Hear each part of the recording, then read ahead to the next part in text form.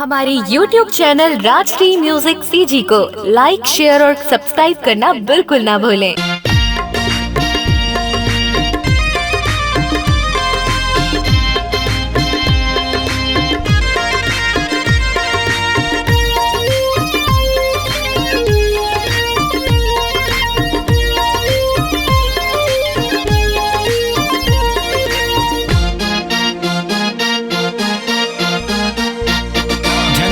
नजरिया गोरिया छत्तीसगढ़िया टूराला, जन मार नजरिया गोरिया छत्तीसगढ़िया टूराला। हो जाही तोर बर फांसी कर देही अगर बदमाशी, हो जाही तोर बर फांसी कर देही अगर बदमाशी। टूरा मन दीवाना है ना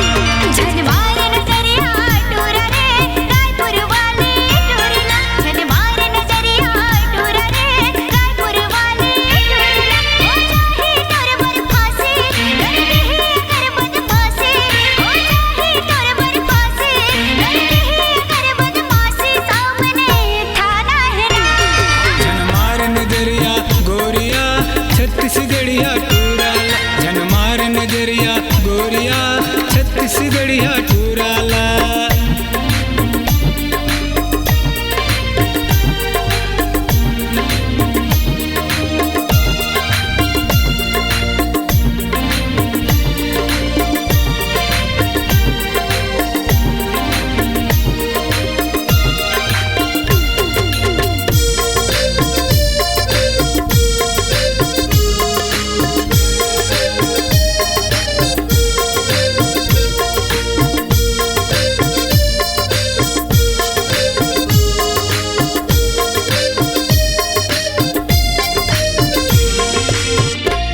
जैसे कद को पगली आई सियो चलते बनी, सबोला खवा दे कांदा सबो पानी पी डरी, सबोला खवा दे कांदा सबो पानी पी डरी।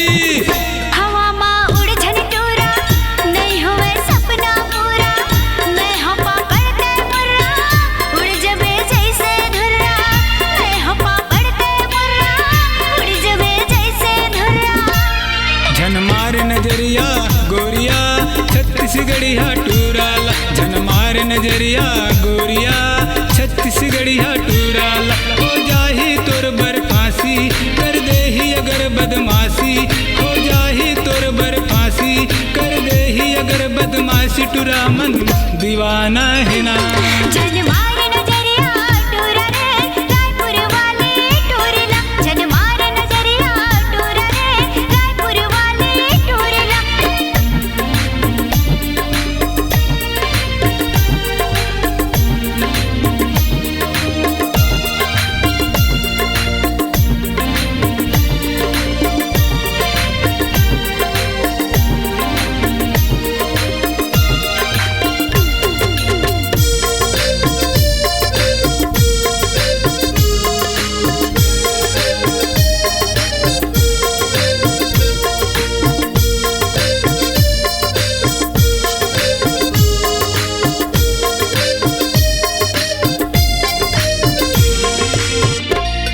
जैसे कद को टूरी आई सियो चलते बनी, कोई लाल मिर्ची खाके कोई रो रो के भगी, कोई लाल मिर्ची खाके कोई रो रो के भगी। ज्यादा झन मार फुटाने 4 दिन के है जवानी, जिद मजब मैं आ जाऊं सजता चाहे नानी, जिद मजब मैं आ जाऊं सजता चाहे नानी। झन मार नजरिया गोरिया छत्तीसगढ़िया टूराला, जन मार नजरिया गोरिया छत्तीसगढ़िया टूराला। हो जाही तोर बर फांसी कर देही अगर बदमाशी, हो जाही तोर बर फांसी कर देही अगर बदमाशी। टूरा मन दीवाना है ना